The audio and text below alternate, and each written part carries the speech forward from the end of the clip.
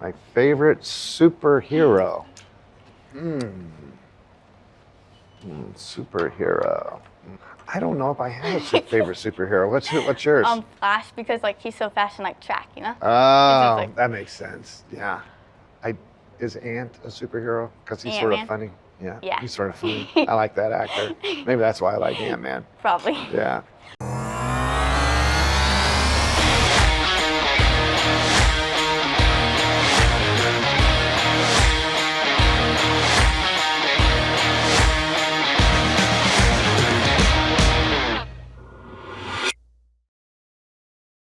So today we're at Jefferson Middle School, and specifically we're in the Innovation Lab, which is a STEM lab.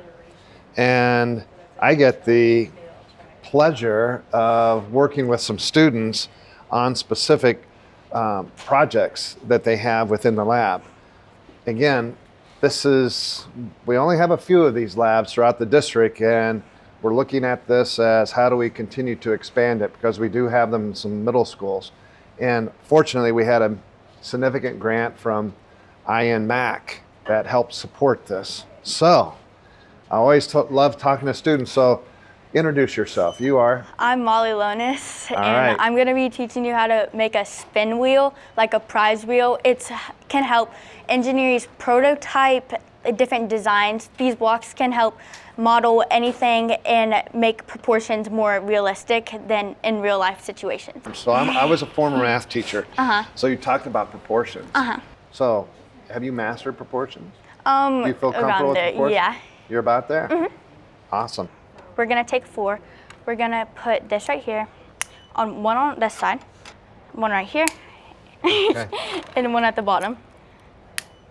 Then we're gonna take 3s.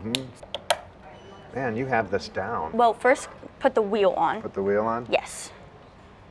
Which I made a hole in the middle. Nice. So you've created all these? Yes. So you've spent time to be able to, you've had to design this? Yes.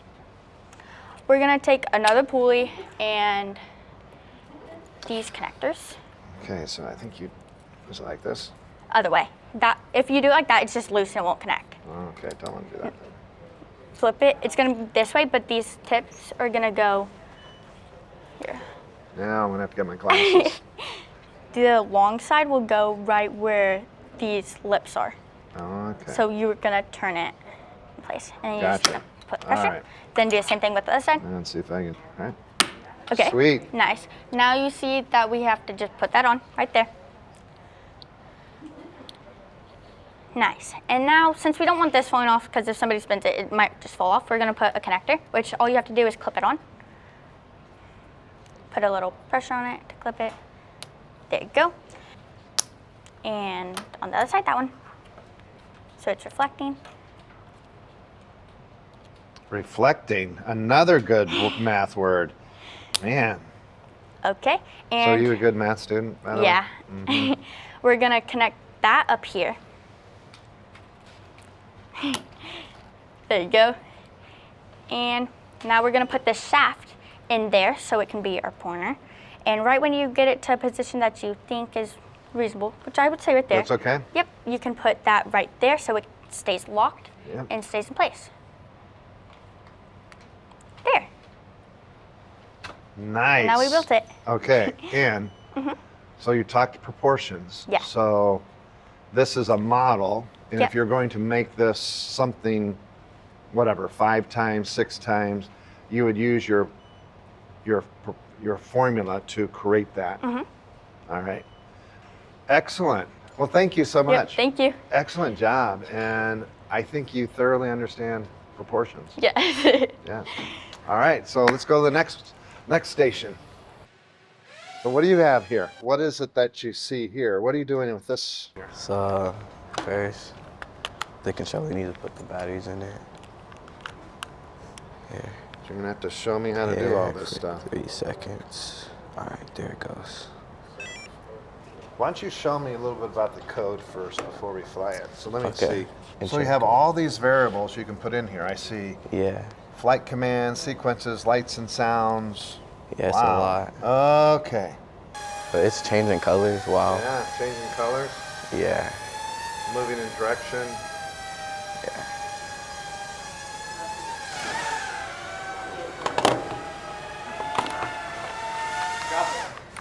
But you could adjust that then. You'd come back in this code. Yeah.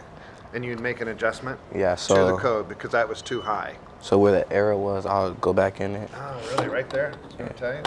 Okay, so it looks like we're going to have to do that again. Do you see that as a problem you just had? You know, it's a learning. It's a learning. Yeah, everything's really a learning. Everything's learning. So again, through trial and error, through some failure, Yeah. you rework it until you're successful. Yeah. So again, I love that concept. And that's why I love these types of labs, STEM labs, because it is trial and error many times. You're learning every time you process this. Yeah. It helps me think more and like do stuff that's like kind of harder and like it challenges me. Challenges you. Yeah. And I like it too because you can see the results. Yeah. I see it, all right, I didn't get it, I'm gonna make a correction. I see it, I get it, okay, I make a correction until you have a solution that's working. Hey, this has been a pleasure. Yeah. I'm gonna move on to the next lab, but congratulations. Keep up the good work, man. Thank you. Let's see how this works. Okay. This is more math. So this is the first code. So are you interested in robotics? Because this could be an application for you. Yeah, like this, it reminds me of like what I want to do when I grow up is like construction, and it kind of reminds me of like the big machines that help like pick up dirt or pick up different things. And what we're seeing up on the TV, Yeah. screen, that's mirroring what's happening down here. So Yeah.